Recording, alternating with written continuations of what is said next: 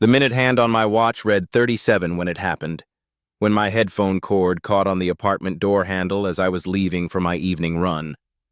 The tangled mess of wires pulled me backward just as I'd stepped into the hallway, and in my attempt to untangle myself, I dropped my keys. They clattered against the hardwood floor with the kind of metallic symphony that echoes in empty spaces, bouncing once, twice, before sliding under the door directly across from mine. I stood there for a moment, staring at the gap beneath 4B's door where my keys had disappeared, feeling that familiar weight of minor catastrophe that seems to follow people like me. People who move through the world trying to take up as little space as possible, only to find that the universe has other plans. The apartment building was one of those converted warehouses in the arts district, all exposed brick and high ceilings that made every sound feel amplified. I'd been living in 4A for 3 months now, long enough to know the rhythm of my neighbors' lives through paper-thin walls, but not long enough to have spoken to any of them. That was by design. After Chicago, after everything that fell apart there, I'd chosen this place specifically for its anonymity, a building full of people who minded their own business, who nodded politely in passing but never lingered. I knocked on 4B's door, 3 soft raps that felt thunderous in the quiet hallway. The carpet beneath my feet was that industrial gray that apartment complexes choose to hide stains, and I found myself studying its weave while I waited, noting how the pattern seemed to shift in the fluorescent light from the emergency exit sign. Footsteps approached from inside, slow, deliberate, the kind of walk that suggested someone who wasn't in a hurry to get anywhere. When the door opened, I found myself looking at a man who seemed carved from contradictions. He was older than me, maybe 45 or 50, with silver threading through dark hair that looked like it had been combed by fingers rather than intention.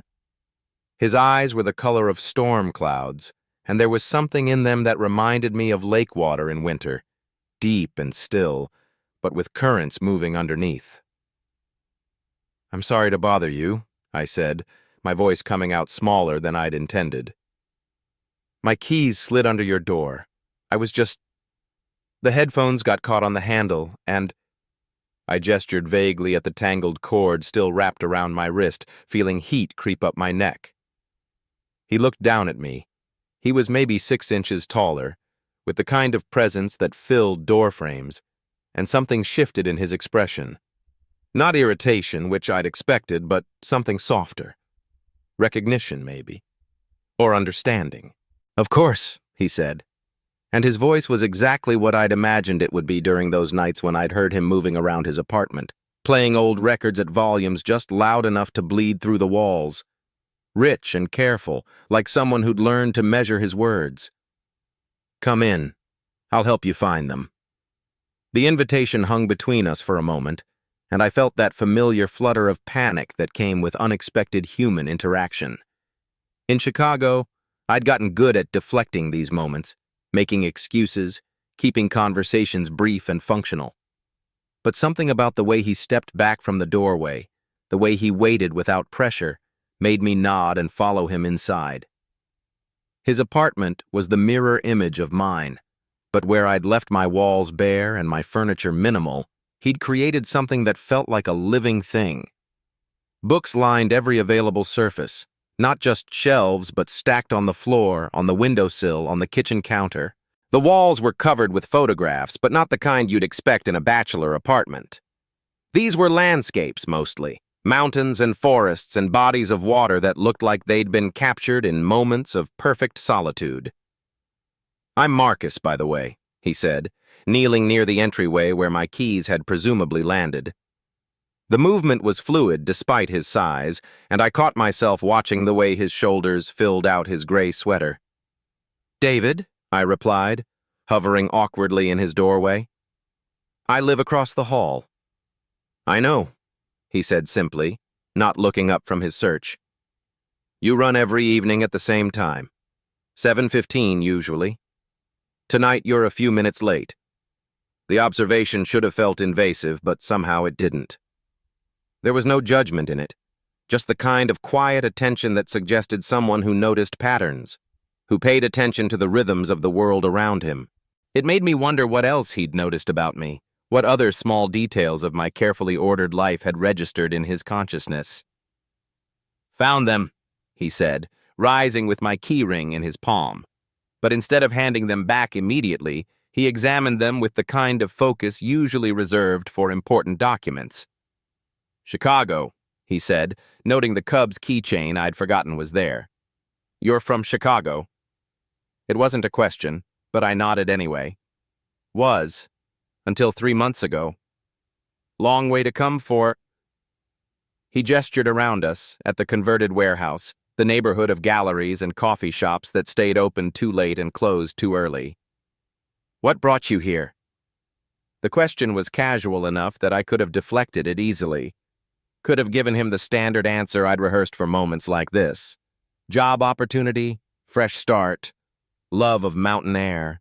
But something about the quality of his attention, the way he held my keys without making any move to return them, made me pause.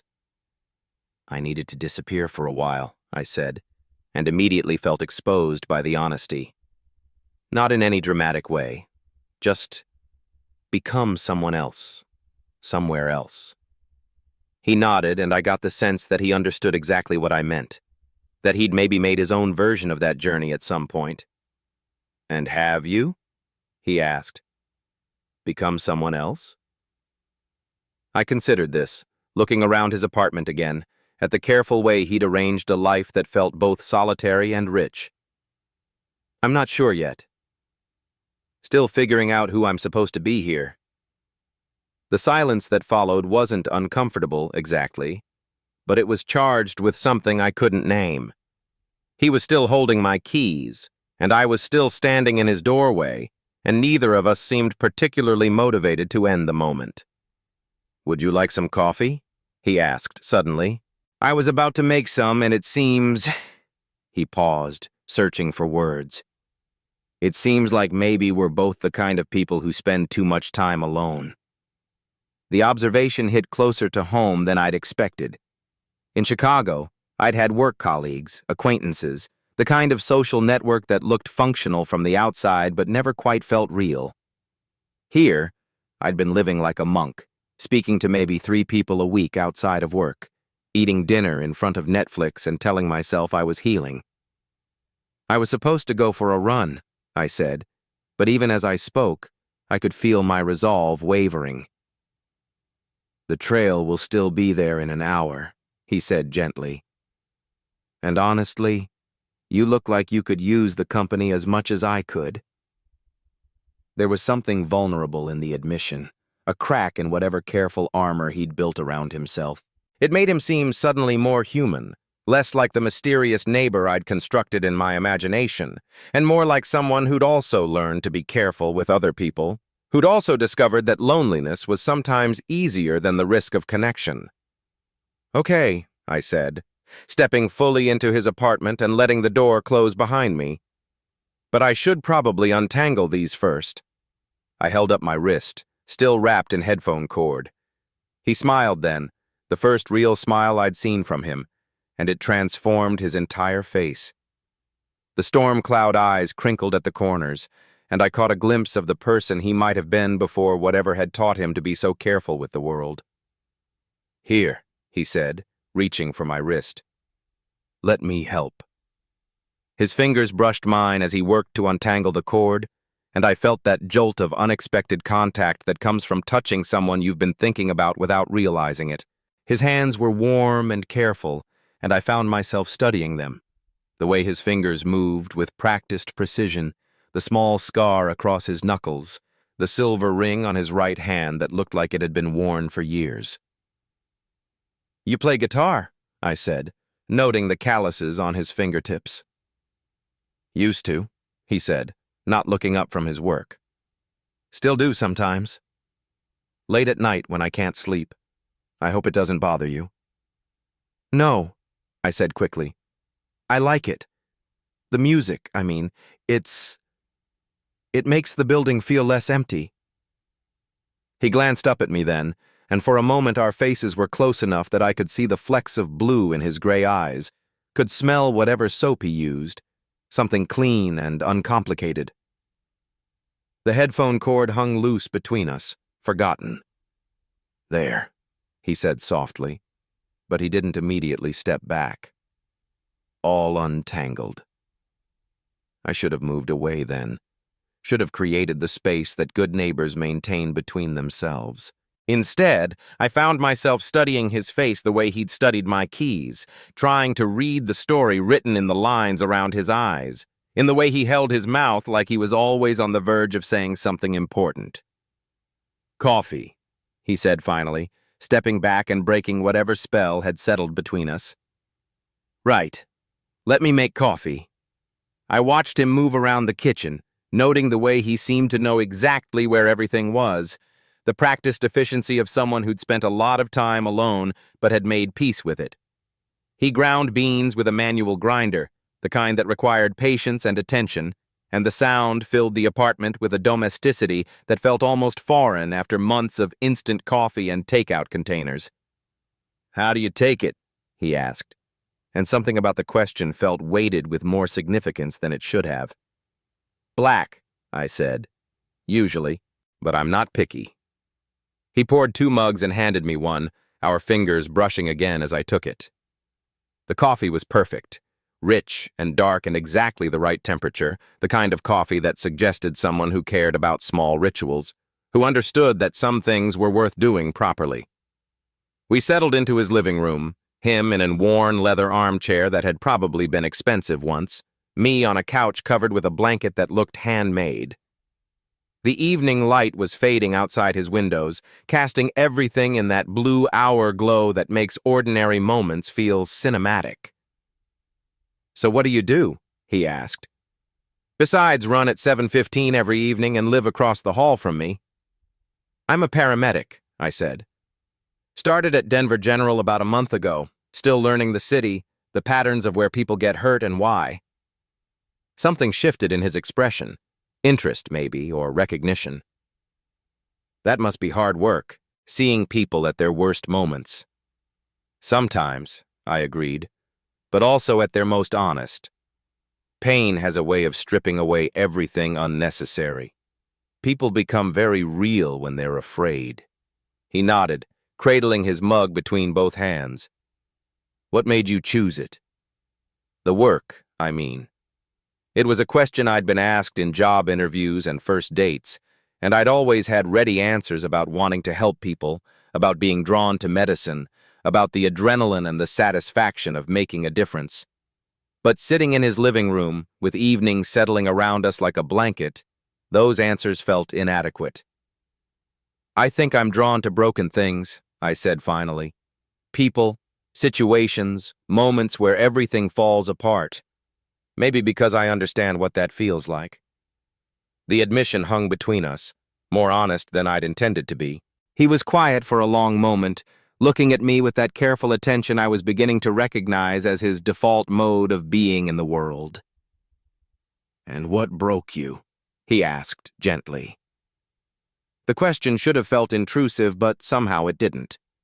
Maybe because he asked it like someone who understood that everyone carries damage, that the interesting question isn't whether someone has been broken, but how they've learned to live with the cracks.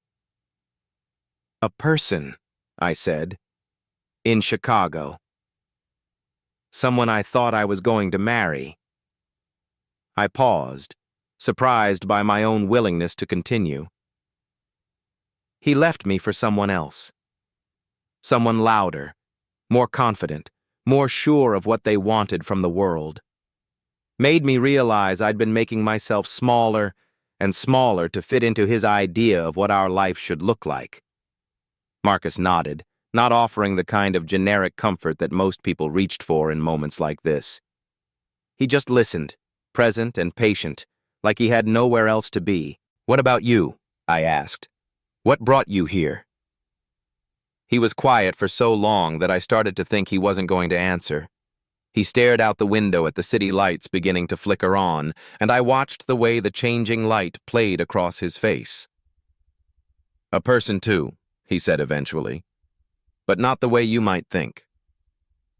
My brother." He set down his mug, carefully, like it was made of something precious. He died 2 years ago. Climbing accident in Yosemite. I was supposed to be with him that weekend, but I had work, or thought I did. Something that seemed important at the time but turned out to be nothing at all. The weight of his loss settled into the room like a third presence. I felt the inadequacy of words, the way language always fails in the face of real grief. I came here because it was the last place we talked about visiting together, he continued. He was going to move here after graduate school, start guiding climbing expeditions in the Rockies. I thought maybe if I came here, I'd understand what he saw in it. Or maybe I'd feel closer to him somehow. Do you, I asked quietly, feel closer to him here? He considered this, his fingers tracing the rim of his mug. Sometimes, when I'm walking in the mountains, or when the light hits the city a certain way. But mostly I just feel his absence differently here. Like instead of the empty space where he used to be, I have this whole landscape of possibilities he'll never get to explore. We sat in silence for a while after that, not the awkward silence of strangers running out of things to say, but the comfortable quiet that sometimes settles between people who've shared something real. The apartment grew darker around us, and neither of us moved to turn on the lights. "Can I ask you something?" he said eventually. I nodded. "When you run every evening, what are you running toward? Or are you running away from something?" The question caught me off guard, maybe because I'd never really thought about it that way. I'd started running in high school, continued through college and paramedic training and the years in Chicago, but I'd always thought of it as maintenance, keeping my body functional, managing stress, filling time that might otherwise be spent thinking too much. "I don't know," I said honestly. "Maybe both. In Chicago, I think I was running away from the life I was building that didn't feel like mine. Here." I paused, trying to find words for something I was just beginning to understand. Maybe I'm running toward something, but I don't know what it is yet. "What does it feel like when you run?" he asked. The not knowing, I mean. I thought about my evening runs through the neighborhood, past the galleries and the coffee shops and the converted warehouses full of people living carefully constructed lives, about the way the mountains looked from different angles, how the light changed depending on the weather and the season. "Like possibility," I said. "Like maybe around the next corner there's a version of myself I haven't met yet." He smiled at that, the same transformative smile from earlier. "I like that," he said. "The idea that we're all just around the corner from ourselves." The conversation meandered after that, touching on books and movies and the small observations that accumulate when you pay attention to the world around you. I learned that he worked as a freelance photographer, mostly commercial work but with a growing portfolio of landscape photography that he was hoping to exhibit someday. That he'd grown up in Oregon and still missed the sound of rain on the roof. That he read poetry before bed because it helped quiet his mind. I told him about Chicago, about the apartment I'd shared with James that always felt too small and too large at the same time. About learning to save lives but never quite figuring out how to save my own relationships. About the way the mountains here made me feel small in a good way, like my problems were just specks against something vast and enduring. Time seemed to move differently in his apartment, the way it does when you're completely absorbed in conversation with someone who asks the right questions and listens to the answers like they matter. I found myself relaxing in ways I hadn't in months, my shoulders dropping away from my ears, my breathing deepening. "I should probably let you get back to your evening," I said eventually, though I made no move to leave. "Should you?" he asked, and there was something playful in the question, but also serious. "What were you planning to do after your run? Heat up leftover takeout? Watch Netflix until you fall asleep on the couch?" The accuracy of his guess made me laugh. "Something like that." "Well," he said, "I was planning to heat up leftover takeout, read until I fall asleep in this chair, and pretend that's a reasonable way for a grown man to spend his evening. So maybe we're both exactly where we're supposed to be." There was an invitation in his words, or maybe I was reading one there because I wanted it to exist. Either way, I felt no urgency to leave, no social obligation pulling me back toward my empty apartment and my carefully maintained solitude. "What are you reading?" I asked. He reached for a book on the side table, something thick and worn, with margins full of pencil marks. "Richard Hugo. Do you know his poetry?" I shook my head. "He writes about small towns and failed relationships and the way landscape holds memory."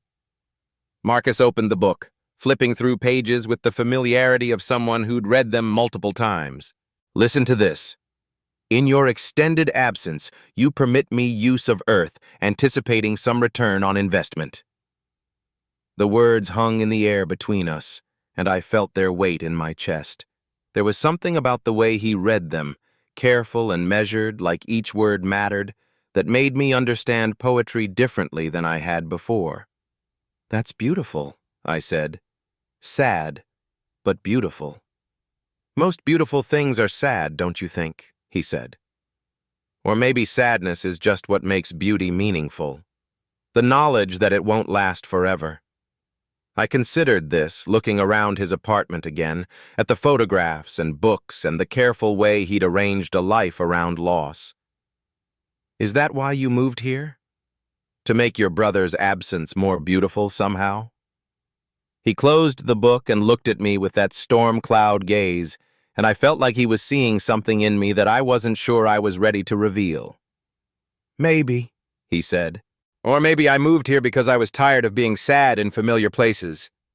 Thought maybe I could learn to be sad differently or better, or—" He trailed off, then started again.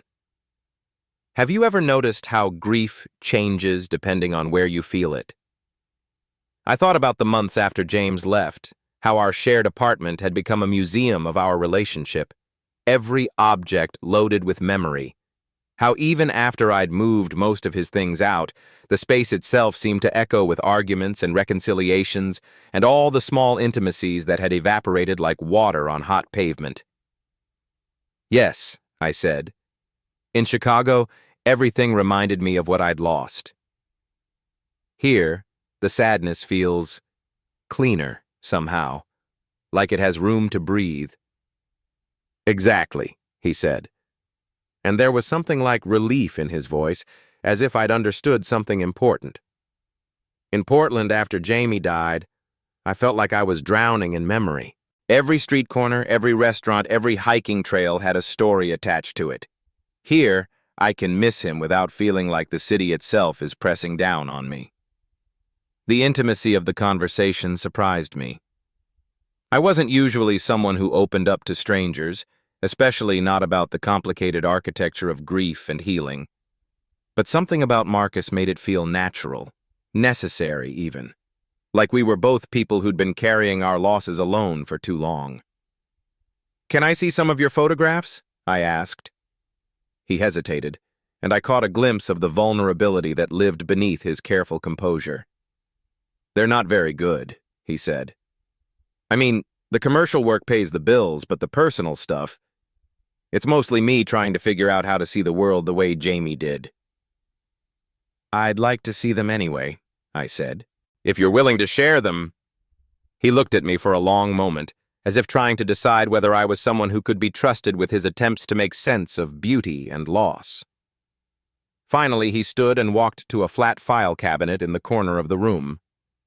"These are from the past year," he said, pulling out a portfolio, "since I moved here." He spread the photographs across the coffee table, and I found myself leaning forward to see them properly. They were landscapes, mostly, mountain vistas and alpine lakes and forests thick with morning mist. But there was something different about them, something that went beyond technical competence or compositional skill. "They're incredible," I said, and meant it. Each image seemed to capture not just a place, but a mood, a feeling, a particular quality of light that made the ordinary seem sacred. "They don't look like tourist photographs. They look like love letters to the landscape." Something shifted in his expression, surprise maybe, or recognition. "That's exactly what they are," he said quietly. Letters to Jamie, really. Things I wish I could show him. I studied the photographs more carefully, seeing now the way each one seemed to be asking a question or making an offering.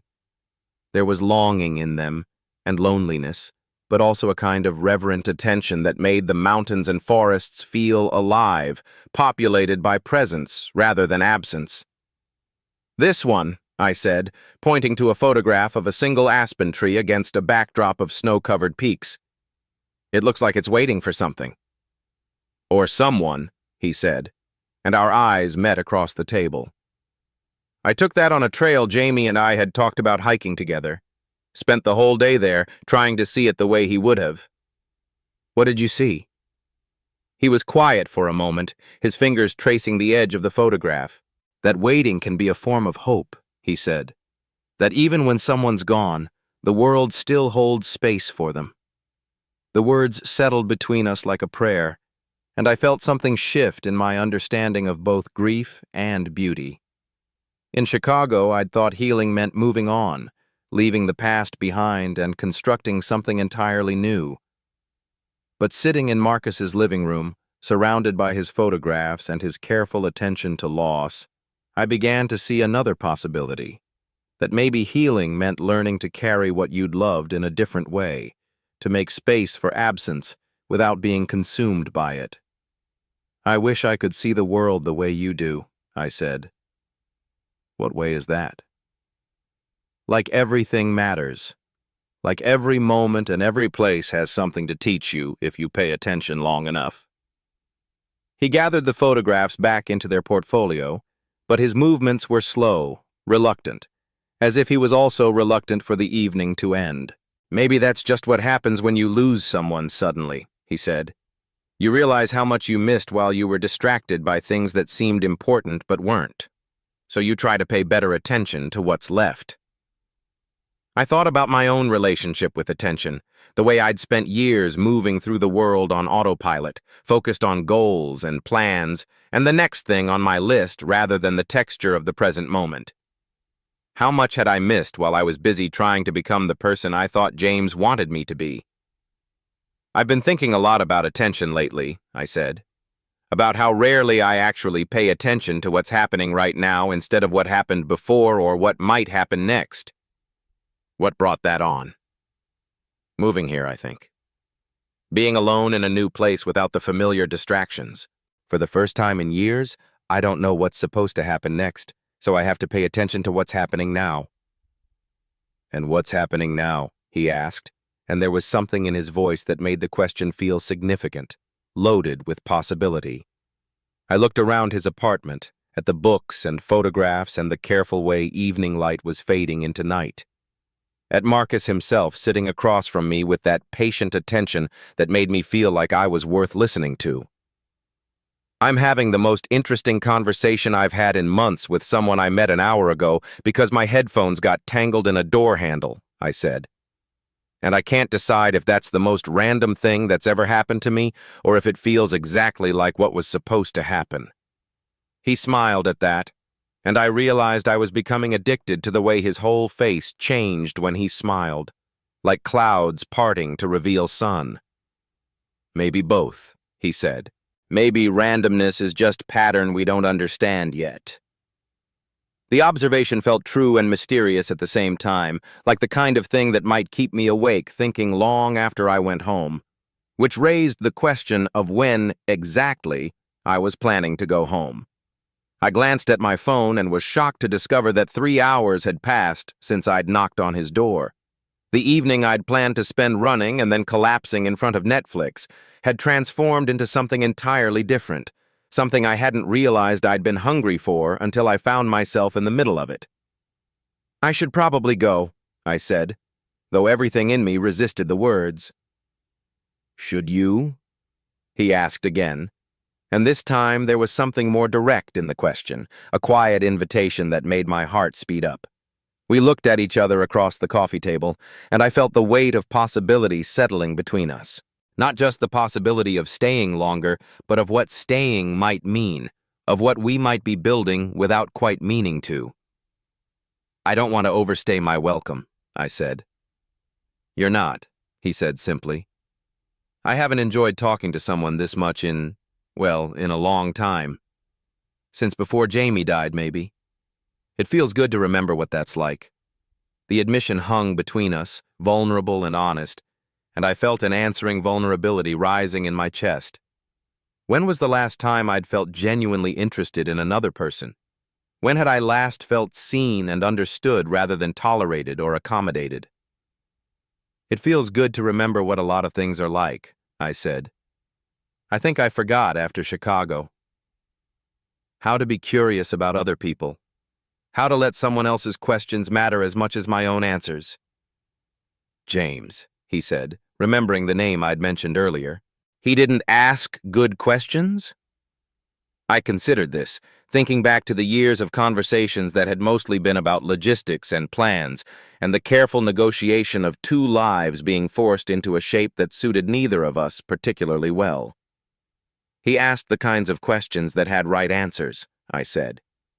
What did you do today? What do you want for dinner? When should we leave for the party? But not the kind of questions that make you discover things about yourself you didn't know were there. What's a question that's made you discover something about yourself recently? The question itself was an example of what I meant, and I found myself smiling at the recursiveness of it.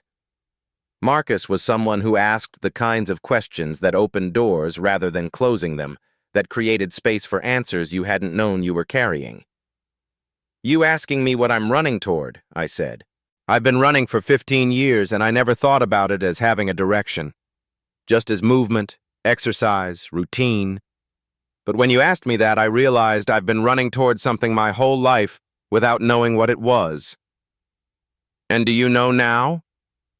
I looked at him, sitting in his leather armchair with lamplight casting shadows across his face, and felt something click into place that I couldn't quite name. I think I'm running toward moments like this, I said. Conversations that matter. People who see things differently than I do, but somehow make me feel more like myself instead of less. The words surprised me as I spoke them, but they felt true in the way that important realizations do. Obvious once acknowledged, but invisible until someone asks the right question. That's a good thing to run toward, he said quietly. The room had grown fully dark while we talked, and neither of us had bothered to turn on more than the single lamp beside his chair. The intimacy of the dim lighting made everything feel closer, more significant, like we were the only two people awake in the entire building. What time is it? I asked, not because I particularly cared, but because I felt like I should. He glanced at his watch. Almost 10. I really should go, I said, but I made no move to stand up. You should, he agreed, but he didn't seem any more motivated to end the evening than I was. We sat in the almost dark, looking at each other across the coffee table, and I felt the weight of something unspoken building between us. Not sexual tension exactly, though there was an undercurrent of attraction that I'd been trying not to examine too closely. More like the recognition that something significant was happening, some kind of connection forming that neither of us had been looking for, but both of us seemed reluctant to break. Marcus, I said, and then stopped, not sure what I'd been planning to say. Yeah? Thank you. For the coffee and for listening and for... I gestured around us at the photographs and books and the careful way he'd made space for both of us to be honest about difficult things. For making this feel easy when it should have been awkward. It did feel easy, he said. Easier than most things have felt lately. I stood up finally, gathering my resolve along with my tangled headphones, and he stood too. We were closer than we'd been since he'd helped me untangle the cord, close enough that I could smell his soap again, could see the way his gray eyes had flecks of green in them that only showed up in certain light. I live right across the hall, I said, which was an obvious thing to say but felt necessary somehow. I know, he said, and there was something gentle in his voice that made the words feel like a promise rather than just an observation. I walked toward the door, and he followed, both of us moving slowly like we were trying to stretch the moment as long as possible. When I reached for the door handle, he put his hand on the door frame, not blocking my way, but creating a kind of intimate space between us. "David," he said quietly. I turned to look at him and found his face closer than I'd expected. Close enough to kiss, though neither of us moved to close the remaining distance. "You don't have to go yet," he said, his voice barely above a whisper. "If you don't want to." The words hung in the air between us, heavy with possibility and invitation. I could feel my heart beating in my throat, could see the way he was looking at me, hopeful but not presumptuous, offering something but not demanding an answer. The silence stretched between us, full of everything we hadn't said and everything we might be about to say. Outside, the city hummed with its nighttime rhythm, but inside his apartment, there was only the sound of our breathing and the weight of a choice that felt much larger than whether to stay or go. I stood there, my hand on the door handle, his hand on the door frame, both of us suspended in the moment before whatever was going to happen next. "You don't have to go yet, if you don't want to." The words hung between us like morning mist, delicate and ephemeral, threatening to dissolve if I moved too quickly or breathed too hard. David, my older neighbor, the quiet man who'd been tending his garden with such methodical care that I'd found myself watching from my kitchen window more mornings than I cared to admit, stood in his doorway with rain dampening his gray hair and something vulnerable flickering in his dark eyes. I should have had an answer ready, should have known what I wanted, what was appropriate, what made sense given that we'd known each other for barely 3 months of careful small talk over shared fence lines and borrowed gardening tools. But standing there on his covered porch with the October rain drumming against the gutters and the scent of wet leaves heavy in the air, I felt 17 again, uncertain, hopeful, terrified of making the wrong choice. I started, then stopped, my voice catching on the weight of everything I couldn't say, that I'd been thinking about him more than I should, that something about his quiet steadiness had lodged itself somewhere deep in my chest and refused to leave, that I'd moved to this neighborhood after Jordan and I fell apart, after I couldn't stand the sight of the mountains anymore, or the memory of chairlifts and shared laughter, and somehow David's presence in the house next door had become the first thing in 2 years to feel like possibility instead of loss. The rain intensified, sending a spray of mist across the porch that made me step closer to his door, closer to him. I could smell his soap, something clean and understated that made me think of steady hands and quiet mornings. He was waiting, not pushing, just holding space for whatever decision I was trying to make. "The rain's getting worse," he said softly, and there was no pressure in it, just observation. A gentle way of acknowledging that staying might be practical as much as personal. I looked out at the street where water was already pooling in the gutters, where the streetlights were beginning to flicker on despite it being barely 6 in the evening. My apartment was only a few blocks away, but it might as well have been across an ocean. Everything about going home felt wrong. The empty rooms, the silence broken only by my own restless movement, the way I'd been filling my evenings with work emails and mindless television just to avoid the particular loneliness that seemed to expand to fill whatever space I gave it. "I don't want to impose," I said, the words feeling inadequate even as I spoke them. "You're not imposing." His voice was steady, sure. I wouldn't have asked if I didn't mean it. There was something in his tone that made me look at him more directly. He was nervous too, I realized. The careful composure he usually wore like armor had cracked slightly, revealing something underneath that was hopeful and uncertain in equal measure. It was the first time I'd seen him anything other than perfectly contained, and the glimpse of vulnerability made my chest tighten with something I couldn't quite name. "Okay," I said quietly. "If you're sure." The relief that crossed his features was so profound it was almost painful to witness. He stepped back, making room for me to enter, and I found myself crossing the threshold into warmth and the kind of careful order that spoke of someone who lived alone by choice rather than circumstance. I'd been in his house once before, a brief visit to return a book he'd lent me about native plants, but it felt different now. charged with the weight of intention rather than mere neighborly courtesy. The living room was exactly as I remembered.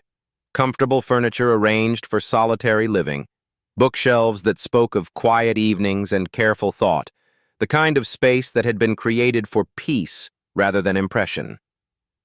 "Can I get you something to drink?" David asked, hanging my rain-soaked jacket on a hook by the door with the kind of casual efficiency that suggested this was normal, that having someone in his space wasn't the monumental shift it felt like to me. "I have coffee, tea, wine if you prefer something stronger." "Wine sounds good," I said, though I wasn't sure I needed anything to make this moment feel more surreal than it already did. "If you're having some." He nodded and disappeared into the kitchen, leaving me alone with the soft tick of a grandfather clock and the steady percussion of rain against the windows. I walked to the large window that faced his backyard, the same view I'd been secretly admiring from my kitchen for months. But from this angle, I could see the careful planning behind what had looked like effortless beauty. Every plant had been chosen for its place, every path curved with intention. It was the garden of someone who understood that beauty required patience, that some things were worth tending even when no one else would see them. "I planted most of this after my partner died," David said quietly, returning with 2 glasses of red wine that caught the lamplight like liquid garnets. "Therapy, I suppose. Something to do with my hands when sitting still became unbearable." It was the first time he'd mentioned his loss directly, and the casual way he said it, like stating a simple fact rather than exposing a wound, made me understand that this was trust, offered carefully and without expectation of reciprocation. "It's beautiful," I said, accepting the wine and taking a sip that warmed me from the inside out. "I've been watching it change through the seasons from my kitchen window. I hope that doesn't sound creepy." A small smile tugged at the corners of his mouth. "Not creepy. Flattering, actually. I'm glad someone's been appreciating it besides me." We stood there in comfortable silence, sipping wine and watching the rain blur the careful geometry of his garden into something softer, more impressionistic. The quiet between us felt different from the polite conversation we'd shared over the fence, deeper somehow, weighted with things we weren't yet ready to say out loud. "I should probably tell you," David said after a while, his voice careful. "I don't usually do this. Invite neighbors in for wine on rainy evenings. I'm not particularly good at social situations." "You're doing fine," I said, meaning it. There was something refreshing about his honesty, his willingness to admit uncertainty rather than perform confidence he didn't feel. "I've been alone for 3 years," he continued, staring down into his wine like it held answers to questions he wasn't sure how to ask. "And for the most part, that's been manageable. I have my routines, my work, my garden. I thought I'd made peace with solitude. But—" He looked up at me, and there was something raw in his expression that made my breath catch. "But then you moved in next door and suddenly manageable didn't feel like enough anymore." The admission hung between us, brave and vulnerable and completely unexpected. I felt something shift in my chest, a loosening of defenses I'd been carrying for so long they'd become part of my posture. "I know something about that," I said quietly. "About making peace with solitude until someone shows you what you've been missing." David's eyes searched my face, and I could see him weighing whether to push for more, to ask about the something in my voice that spoke of its own losses and careful reconstructions. "Jordan," I said, offering the name like a key to a door I wasn't sure I was ready to open. "We were together for almost 4 years. He was everything I wasn't. Bold, spontaneous, the kind of person who could find adventure in a trip to the grocery store. I loved that about him, the way he pulled me out of my own head." "What happened?" I took a long sip of wine, buying time to find words for something I'd never managed to explain satisfactorily, even to myself. "I got scared. Not of him exactly, but of how much I needed him. How much of myself I'd built around his energy, his way of seeing the world. And when he started talking about making it official, moving in together, maybe even marriage, I panicked. The memory still made my stomach clench.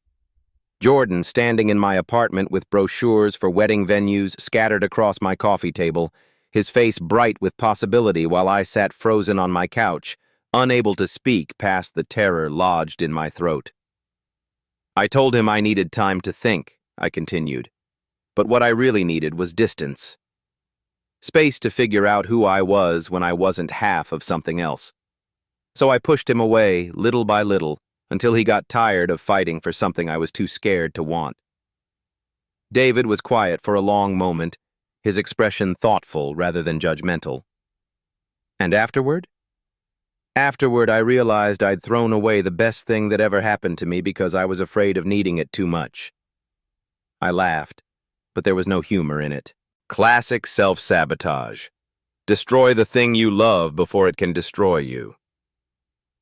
Is that why you moved here? To get away from the memories? I nodded. Every trail, every restaurant, every view of the mountains reminded me of him. I thought if I could just change the geography, maybe I could change how it felt to be alone. Did it work? For a while. The first year was manageable, like you said. I had work. I had routines. I convinced myself I preferred the simplicity of solitude. I paused, looking out at his garden again, at the way the rain was turning everything soft and forgiving. But then I started noticing things. The way you hummed while you worked in your garden. How you always waved when you saw me in the mornings, even when we didn't talk. Small things, but they made me realize how much I'd been missing without even knowing it.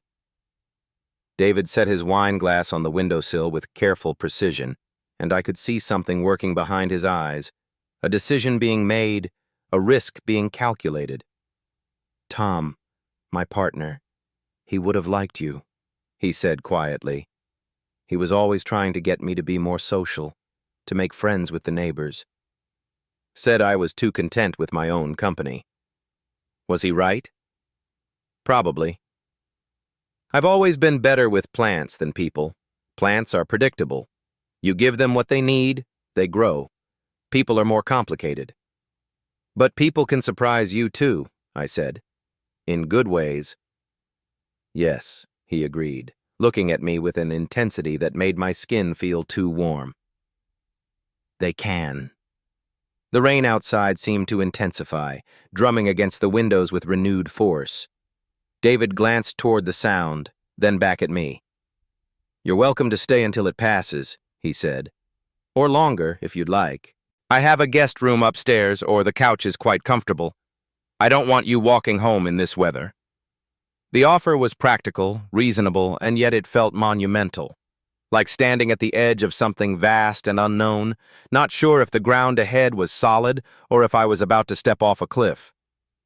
I'd like that, I said, surprising myself with how quickly the words came. Thank you. Something shifted in David's expression. Relief, maybe, or gratitude. He moved closer to refill our wine glasses, close enough that I could feel the warmth radiating from his skin, close enough to notice the way his hands shook just slightly as he poured. Are you nervous? I asked softly. He paused, wine bottle suspended midair. Terrified, actually. Good, I said, and his eyes widened in surprise. I mean, I'm terrified too. It's good to know I'm not alone in that. He laughed, and the sound was warm and real in a way that his careful politeness hadn't been. I haven't felt this way since I was 16 and trying to work up the courage to ask someone to a school dance. How did that work out? Badly. I spent 2 weeks rehearsing what I was going to say, and when I finally approached him, I was so nervous I forgot his name. David shook his head at the memory. Called him by his brother's name instead. He looked at me like I'd lost my mind. But you got better at it. Eventually. Though I always preferred being approached to doing the approaching. Tom was the one who asked me out, actually. I probably would have spent months admiring him from a distance if he hadn't made the first move. There was something wistful in his voice when he talked about Tom, but it wasn't the sharp pain of fresh grief. It was gentler, more like nostalgia, the kind of sadness that comes with being grateful for something you can't have back. "He sounds like he was good for you," I said. He was. Tom had this way of seeing possibilities where I only saw obstacles. He's the one who convinced me to buy this house, actually. I wanted something smaller, more practical, but he fell in love with the garden potential. Said we could make it beautiful together. And you did. We started to. He died before we could finish it. Cancer, diagnosed too late, gone too fast. David's voice remained steady, but I could see the effort it took. I almost sold the house afterward. It felt too big, too full of plans we'd never complete. But somehow I couldn't bear the thought of someone else finishing what we'd started. So you finished it yourself. I tried. Some days it felt like I was gardening for both of us, trying to honor his vision while making it my own.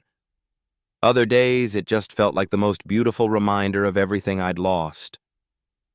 I reached out without thinking, covering his hand with mine where it rested on the windowsill. His skin was warm and slightly rough from outdoor work, and I felt him start slightly at the contact before relaxing into it. "I'm sorry," I said, "for your loss. And I'm sorry if talking about him is difficult. It's not difficult exactly, just different. I haven't talked about Tom with anyone in a long time. People get uncomfortable when you mention dead partners. They either want to fix it somehow or they treat you like you're contagious." "Grief isn't contagious," I said, "but maybe healing is." David looked down at our joined hands, his expression thoughtful. "I used to think healing meant moving on, getting over it, leaving it behind. But lately I've been wondering if maybe it just means learning to carry it differently." "What changed your mind?" "You, actually." The admission came out so quietly I almost missed it. "Watching you in your backyard, seeing how you've been rebuilding your life here. You're not the same person who lost Jordan, I can see that even from a distance, but you're not trying to pretend it never happened either. You're just carrying it forward." I thought about that, about the way Jordan's memory had evolved from sharp pain to something more complex, still sad, but also grateful, still regretful, but also accepting. "I think about him every day," I said. "Not the way I used to. Not with that desperate longing to undo everything that went wrong. But I think about the good parts, too. The way he laughed at his own jokes. How he could find the perfect trail for whatever mood I was in. The way he made me feel like I was capable of more adventure than I thought I was." "Do you still miss him?" "I miss who we were together. But I don't think I'd want to go back, even if I could. We were good for each other for a while, but we were also young and scared and not very good at talking about the things that mattered. Maybe we needed to grow apart so we could grow up separately."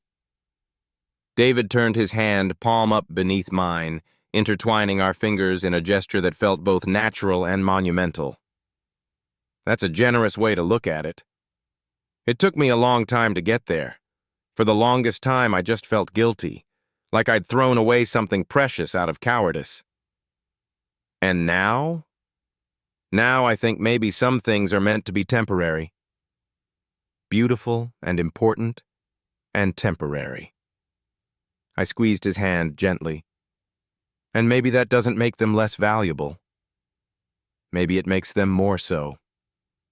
We stood there in the growing darkness, hands linked, watching the rain continue its steady assault on the windows. The wine was making me feel loose-limbed and philosophical, but it was more than that. Something about David's presence, his careful attention, the way he listened without trying to solve or fix or minimize, was pulling honesty out of me that I hadn't even known I was carrying. "I should probably confess something," David said after a while. "I've been hoping for an excuse to invite you in for weeks. Every time I saw you in your yard, I'd think of reasons we might need to talk. Garden advice, borrowed tools, anything that would justify spending more than 5 minutes in conversation." "Really?" He nodded, a flush creeping up his neck that was visible even in the dim light. Pathetic, right? A 53-year-old man manufacturing reasons to talk to his attractive younger neighbor. You think I'm attractive? The question slipped out before I could stop it, and David's flush deepened. I think you're beautiful, he said simply. Inside and out. The way you move through the world with such careful attention, the way you listen when people talk, the way you've been quietly rebuilding your life without making a show of it. Yes, I think you're attractive. I think you're remarkable. The words hit me like a physical force, unexpected and overwhelming. It had been so long since anyone had seen me that clearly had taken the time to notice not just what I looked like, but how I existed in the world. David, I started, but I didn't know how to finish the sentence. How to bridge the gap between gratitude and desire, between the careful friendship we'd been building and whatever this was becoming. I'm sorry, he said quickly, misreading my hesitation. I shouldn't have said that. I don't want to make you uncomfortable. You're not making me uncomfortable. I turned to face him more fully, our joined hands pulling us closer together. You're making me hopeful, which is somehow more terrifying. His eyes searched my face in the lamplight, looking for something I wasn't sure I knew how to give him. But maybe that was okay. Maybe not knowing was part of the point. I don't know how to do this, I admitted. It's been 2 years since I've felt anything like this, and even then, I wasn't very good at it. I have a tendency to overthink things, to get scared and run away when things start to feel too real. We could take it slow, David said softly. As slow as you need. There's no pressure, no expectations, just this. Whatever this is. What do you think this is? He considered the question seriously, his thumb tracing small circles on the back of my hand. I think it's two people who've been alone long enough to know the difference between solitude and loneliness, and I think maybe we're both ready to try not being alone.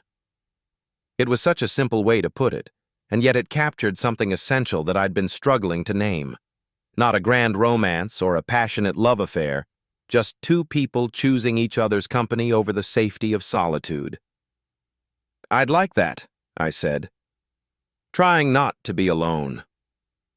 David smiled, and it transformed his entire face, the careful reserve melting away to reveal something warm and genuine and hopeful. Good. I'd like that too. The rain outside had settled into a steady rhythm now, no longer urgent but persistent, like it had plans to continue all night.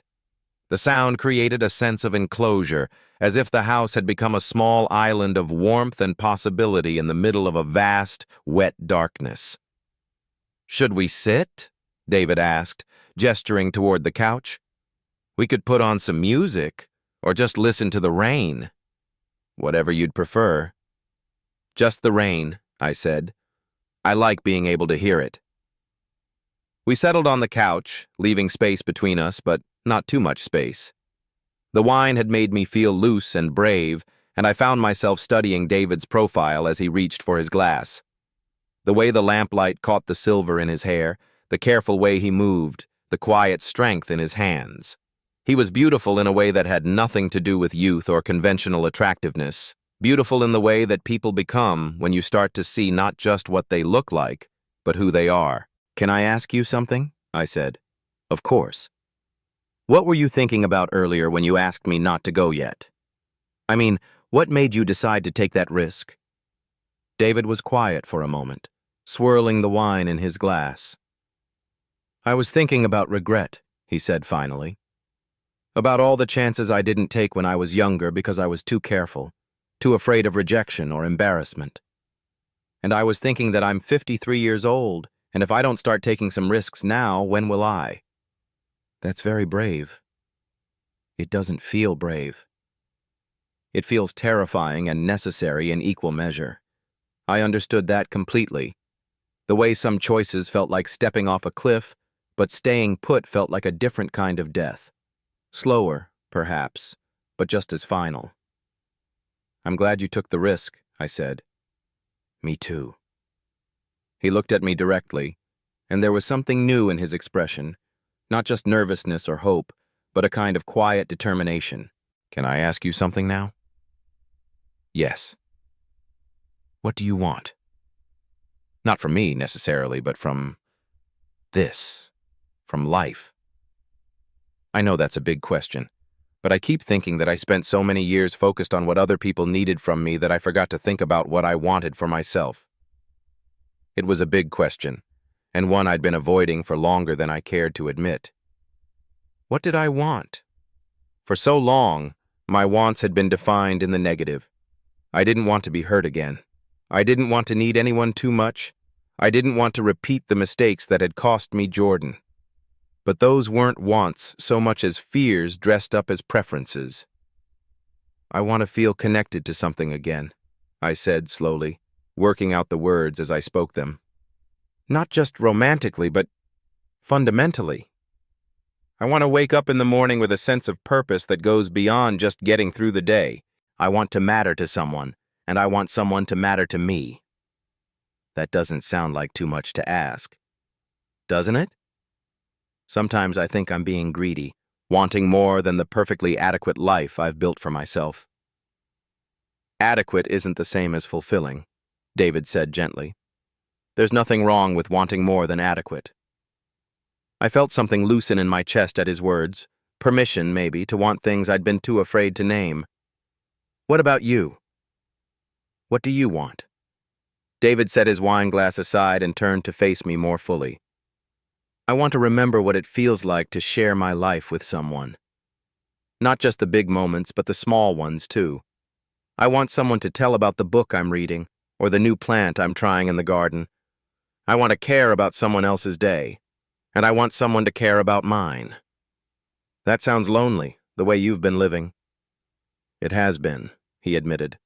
More than I let myself acknowledge most of the time. But tonight, sitting here with you, talking about things that matter, I feel more like myself than I have in years.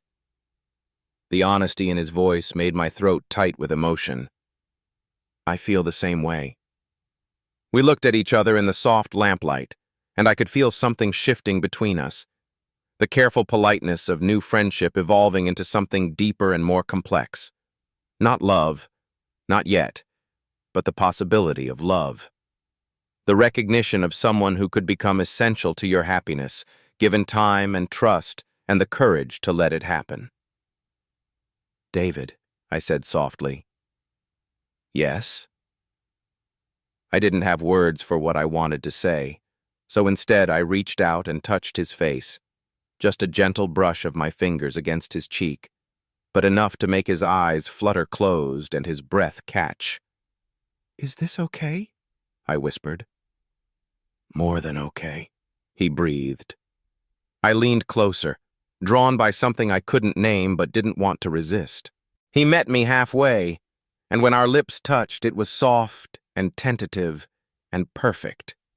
A question rather than a statement, an exploration rather than a claim. The kiss lasted only a moment, but when we separated, the air between us had changed, charged with possibility and tender vulnerability. David rested his forehead against mine, his eyes still closed. I haven't done that in a very long time, he said quietly. How did it feel?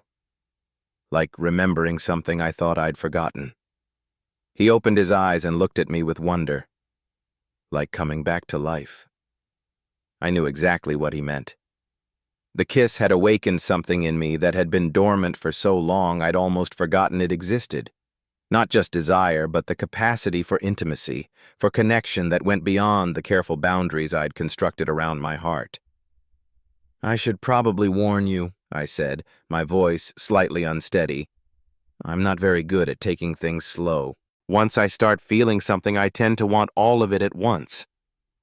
And I'm probably too good at taking things slow, David replied with a small smile. Maybe we'll balance each other out. Maybe we will. We settled back into the couch cushions, and this time when David reached for my hand, it felt like the most natural thing in the world. The rain continued its steady percussion outside, and I found myself thinking that I could stay here forever, in this warm, lamp-lit space, with this man who saw me clearly and seemed to like what he saw. "Tell me something else," David said softly. "Something you've never told anyone else." The request was intimate in a way that had nothing to do with physical touch.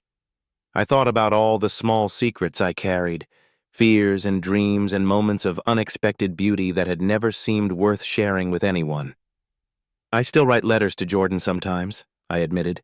"Not to send, just to work through things I wish I'd said when I had the chance.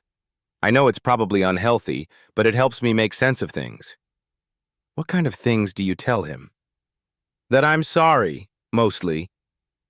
That I understand now why he got frustrated with me, why he finally gave up trying to break through all my defenses. But also that I'm grateful. That loving him taught me I was capable of feeling something bigger than my own fears, even if I wasn't ready for it at the time." David squeezed my hand gently. "That doesn't sound unhealthy. It sounds like you're still growing, still learning from what happened. Have you ever done anything like that? Written to Tom?" "Not letters, exactly. But I talk to him sometimes when I'm working in the garden. Tell him about how things are growing, what I'm planning for next season. Sometimes I ask his advice, even though I know he won't answer. Do you think he would approve of you moving forward, finding someone new?" David considered the question seriously. "I think Tom wanted me to be happy, whatever that looked like. He used to worry that I'd retreat too far into myself after he was gone, that I'd use grief as an excuse to avoid living. So yes, I think he'd approve. I think he'd be relieved." The conversation was veering into territory that felt both necessary and dangerous. The question of what it meant to move forward without forgetting, to make space for something new without betraying what had come before. But somehow, with David, these complicated questions felt manageable, like problems we could solve together rather than obstacles that would divide us. "I keep thinking I should feel guilty," I said, "for wanting this, for being here with you when Jordan is probably at home with his family, completely unaware that I still think about him." "But you don't feel guilty?" "No, I don't. And that surprises me. I thought I'd carry that guilt forever, that wanting someone new would feel like a betrayal. But it doesn't. It feels like growth. Like I'm finally ready for something I wasn't ready for before." "Maybe that's what readiness looks like," David said thoughtfully. "Not the absence of past love, but the integration of it. The ability to carry what was beautiful about it forward while still being open to what comes next." I looked at him with something approaching awe. "How did you get so wise?" 3 years of grief counseling and a lot of very expensive therapy," he said with a wry smile. "Also, I've had a lot of time to think about these things. Sometimes too much time." "Well, it shows. In the best possible way." The clock on the mantel chimed 10, and I realized with surprise that we'd been talking for hours. It felt like minutes, the kind of suspended time that happens when you're completely absorbed in someone else's presence. "I should let you get some sleep," I said, though I made no move to get up from the couch. "Should you?" David asked, echoing his earlier question. "Or do you just think you should?" It was exactly what I needed to hear. Permission to want what I wanted instead of what I thought was appropriate or expected. "I don't want to go anywhere," I admitted. "I want to stay here, on this couch, talking to you until the sun comes up." "Then stay," he said simply. "Stay as long as you want." So I did. We talked until the wine made us sleepy and the rain made us philosophical. We shared stories about our childhoods, our failed relationships, our secret dreams and private fears. David told me about his work as a librarian, about the quiet satisfaction of helping people find exactly the book they didn't know they were looking for. I told him about my job at the outdoor gear company, about how I'd taken it because it reminded me of Jordan, but how it had become something entirely my own. Somewhere around midnight, we ran out of wine and switched to water. Somewhere around 1, we ran out of words and switched to comfortable silence. David found a blanket to share, and we settled deeper into the couch cushions, close enough that I could feel the warmth of his body along my side. "This is nice," he said softly, his voice heavy with exhaustion and contentment. "Better than nice," I replied, letting my head rest against his shoulder. Outside, the rain had gentled to a whisper, no longer demanding attention but still providing a soft soundtrack to our sleepy conversation. I felt safe in a way I hadn't felt in years, not just physically safe but emotionally safe, free to be exactly who I was without performance or pretense. "Can I tell you something?" David murmured against my hair. "I was terrified you'd say no when I asked you to stay. I've been thinking about asking for weeks, but I kept losing my nerve. I'm glad you found it." "Me too." I could feel his breathing slow and deepen as he began to drift toward sleep, and I found myself matching my rhythm to his. This was dangerous territory, falling asleep together on a first, what was this, date? Evening together? Whatever it was, it felt significant in a way that should have scared me. But I wasn't scared. For the first time in 2 years, I felt exactly where I belonged. "David," I whispered. Thank you. For asking me to stay. For taking the risk." His arm tightened around me slightly. "Thank you for staying."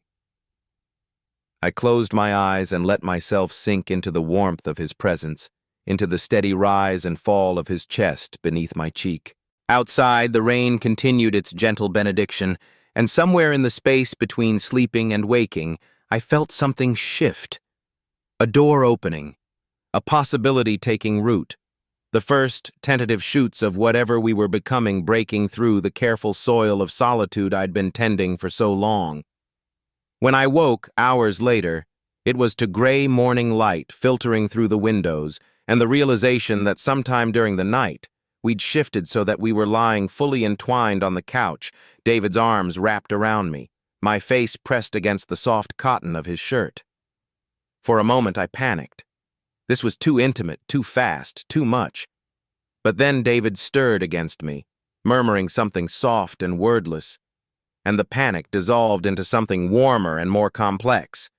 I could pull away. I could disentangle myself, make some excuse about needing to get home, retreat back to the safe distance of neighborly politeness.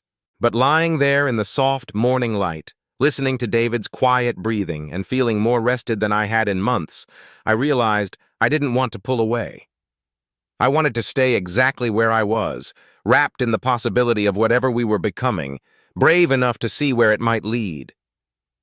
Outside, the rain had finally stopped, but inside, something new was beginning. Fragile and uncertain, but real.